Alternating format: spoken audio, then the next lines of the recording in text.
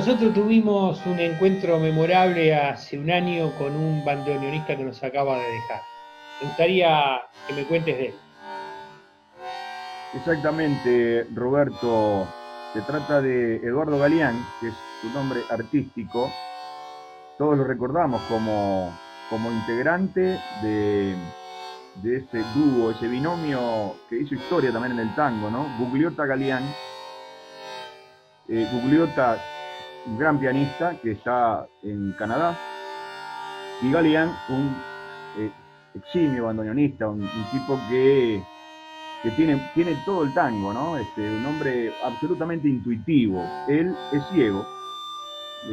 Yo le decía, o yo cuando me refería a él, decía no vidente, me dice, no, no, yo no soy no vidente, yo soy ciego. Pero realmente con unos valores artísticos notables, al punto que cuando él era muy joven, un día va a tocar al departamento de Colonia o de Mercedes, no recuerdo bien puntualmente eso, y era un festival en el que estaba Aníbal Troilo, que en definitiva después Aníbal Troilo no actuó porque andás a ver qué causa. La cuestión es que después que toca Eduardo Galeán, creo que estaba allí con Gugliota, se levanta Troilo a felicitarlo. Estamos hablando de Aníbal Troilo, de Pichuco, ¿no? Entonces, eso es para que tengamos allí, para que aquilatemos de alguna manera la dimensión de nuestro músico, ¿verdad? De Eduardo Galeán. Él había nacido un 4 de enero, creo que de 1939, tenía 81 años. Este año cumplió 81. Un hombre, yo te dije, de los valores artísticos, pero humanamente, un hombre humilde, eh, mm, siempre generoso y, no sé, y obviamente que imaginemos que él no aprendió la música por pentagrama, ni por sistema braille. Él era absolutamente intuitivo. Estuvo acá en nuestro medio durante muchísimos años, siendo uno de los mejores bandoneonistas. Emigró para Venezuela porque lo mandó a buscar un cantor uruguayo, un tal Dugan, creo que es Horacio Dugan, y él fue para allá y se quedó nada menos que 40 años. Y bueno, hace unos años volvió para acá queriendo establecerse nuevamente en su país antes de que pasara toda esta problemática con Venezuela, ¿no? Y bueno, no estaban dadas las condiciones para que él se quedara y resolvió volver. Pero ahora, últimamente, este último año, o un poquito más, el hombre estaba padeciendo realmente una situación muy complicada, situación de calle casi, y por allá lo amparó la Casa Uruguay-Venezuela, que le hicieron el aguante allí, porque él era un permanente colaborador con la Casa Uruguay-Venezuela. Él siempre iba a tocar a cada uno de los homenajes, de las fechas patrias o todas las actividades que hiciera esa Casa Uruguay-Venezuela. Y además, cada vez que iban algunos de nuestros presidentes de visita o por distintas causas por allí, también Eduardo Galeán se hacía presente con su música. Eh, Eh, te quería preguntar cómo llega a una situación así, casi de calle en Venezuela. Qué es lo que le estaba pasando para llegar a ese punto? Mira, él estaba viviendo con una familia hace muchos años que aparentemente lo contenía y estaba todo bien. Y andás a ver por qué causa, porque no, yo lo desconozco eso. Eh, bueno, él se fue de la casa y quedó medio en banda, ¿no? Entonces ahí fue que él fue a pedir un amparo a la Casa Uruguay-Venezuela. Pero realmente no sé cuáles fueron los motivos para que él llegara a esa situación puntual, ¿verdad? Quizá porque esté decadente, quizá porque él ya no generaba un dinero, quizá porque, andás a ver, por problemas de convivencia. No es fácil tampoco, ¿no? Un hombre ciego, dependiente, y la humanidad a veces, a ver, deja de ser humanidad para convertirse en un problema, ¿verdad? Entonces, la gente ante un obstáculo, ante un inconveniente, una persona que no tenga de repente movimiento propio, quizá decidan entonces romper el vínculo, ¿no? Pero eso no lo sé, Roberto. Y entonces, ahí que fue la embajada uruguaya en Venezuela que se hizo cargo de traerlo de nuevo a Montevideo. Bueno, la gestión estuvo a cargo de la Casa Uruguay-Venezuela. Eh, creo que sí, creo que Relaciones Exteriores le pagó la repatriación en el avión. Después estuvo aquí un tiempo haciéndose análisis, exámenes, a ver en qué condiciones de salud llegaba, no con esta situación del COVID-19, ¿no? Estamos hablando de mucho antes, pero era una exigencia que tenían para ingresarlo, que fue donde estuvo el último año, en el centro, en el Instituto Artigas de Ciegos, ¿verdad? El viejo y querido Instituto, creo que Braille, ¿no? Se llamaba, el de Camino Maldonado y Braille, creo que es, y Luis Braille. Y ahí estuvo hasta ahora, ¿cuándo fue que falleció? El 14, hace 2 días, creo, ¿no? Hace 2 días. O sea que, y ahí estuvo viviendo este último año, digamos. Es verdad. Fernando, cuando estuvo en los primeros años, en los años antes de irse a Venezuela, con quiénes y a qué artistas acompañó? Bueno, la lista es enorme. Eh, él estaba con Miguel Ángel Mansi en el programa que hacía en Canal 4. Creo que se llamaba Sábados de Tango. Por allí desfilaron figuras de primer orden, ¿verdad? El polaco Goyeneche, bueno, Lágrima Ríos, a ver, eh, no me acuerdo ahora exactamente cuántos artistas, pero fueron una cantidad. Y, y Eduardo Galeán estaba allí acompañándolos a ellos, ¿no?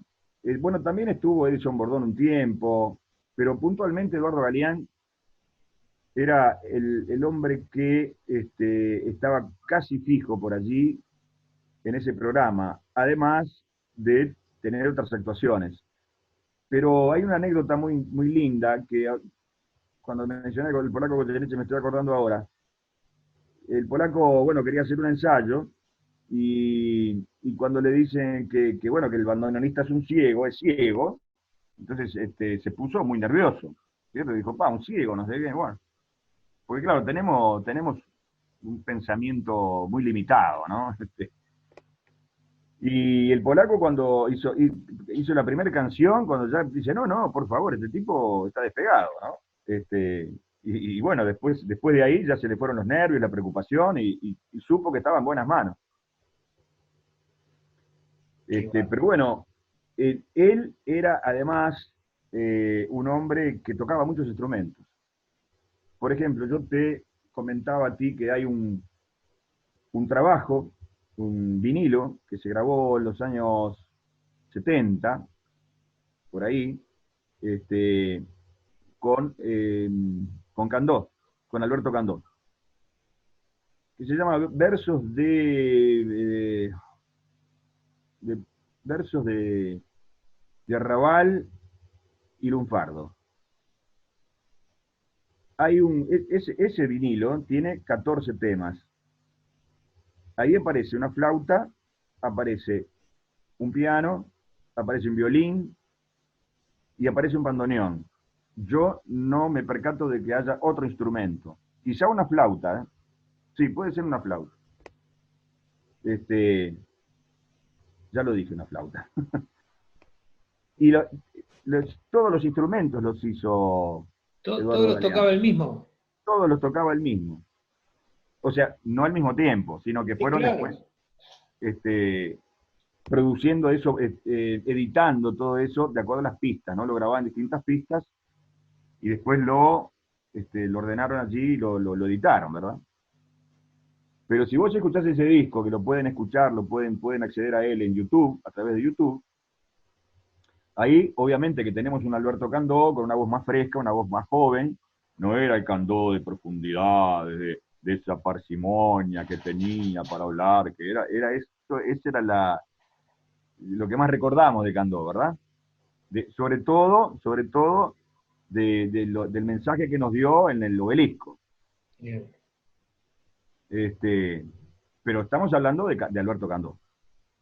Sí, hay algunas, por tu recomendación accedí a él y me parece una joyita absoluta ese vinilo, y realmente la variedad de músicas y de temas y en ese decir desde lo trágico hasta lo cómico, es fantástico ese vinilo, realmente una joyita, sí. Qué pena, o quizá, qué pena no, vamos a proyectarnos, vamos a decir que podríamos trabajar para reeditar eso. Porque esas son cosas a las cuales no hay acceso materialmente, ¿no? Uno las puede encontrar en YouTube, ¿cierto?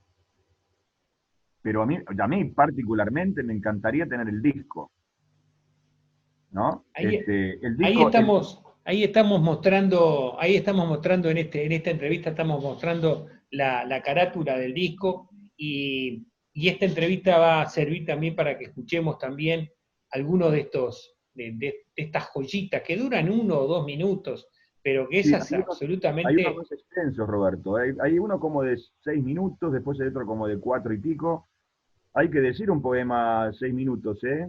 Eh, no es para cualquiera.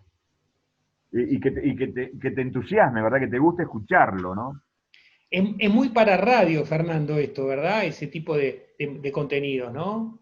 Sí, claro, claro. Pero estaría bueno, por ejemplo, hacer algunas charlas relacionadas con esto, puntualmente algunos artistas nuestros.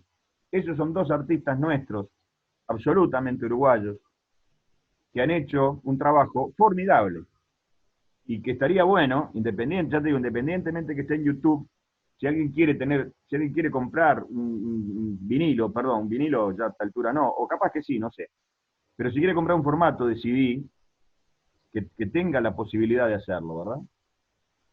Son, Eh, son grabaciones de los años 60, el 69 creo que esta también, y me encontré en el mismo sitio unos poemas de Julio Calcaño del 62, o del mismo 69 de la misma editora de este de Candó, hay uno de Das Fey recitando a Idea Vilariño. sí, formidable, formidable. Pero ¿y quién conoce eso, Roberto? Si uno no se lo dice a la gente, si uno no lo muestra, si uno no lo pone en la radio, si uno no le da difusión. No, Nos convertimos en elitistas. sí. Elitistas que no tiene sentido, porque no estamos hablando de ninguna música culta, ni estamos hablando de que hay que alejar a la gente de lo popular, al contrario, hay que darle a la gente elementos para que se maneje, para que conozca, para que crezca intelectualmente, que crezca en el gusto por la música, por el gusto por la música, ¿verdad? Y no consumir cualquier cosa.